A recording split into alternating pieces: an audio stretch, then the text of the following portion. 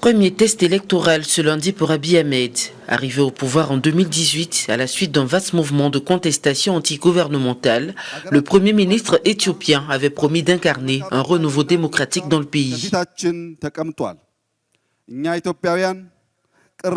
Depuis, l'Éthiopie a connu d'importants changements, mais elle est aussi le théâtre d'une guerre et de violences politico-ethniques. Prix Nobel de la paix 2019 pour avoir fait la paix avec son voisin du Nord, l'Érythrée, Abiy Ahmed démantèle la même année la coalition de partis qui dirigent le pays depuis 2 décennies. Le PRDF devient donc une formation unifiée, le Parti de la prospérité. Le Front de libération du peuple du Tigré, qui a dominé la coalition avant Abiy Ahmed, refuse de rejoindre le nouveau parti.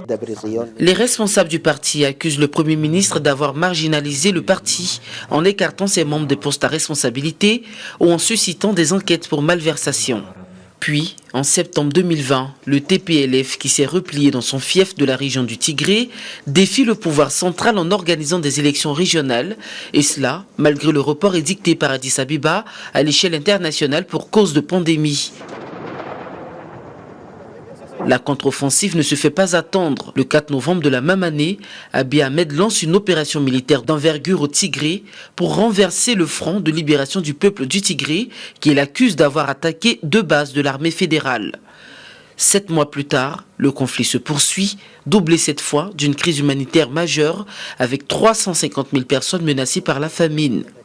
La guerre au Tigré et les nombreuses violences ailleurs ne permettront finalement pas au scrutin de lundi de se tenir sur toute l'étendue de l'Éthiopie. Les populations de près d'un 5e des 547 circonscriptions que compte ce pays ne prendront pas part au vote.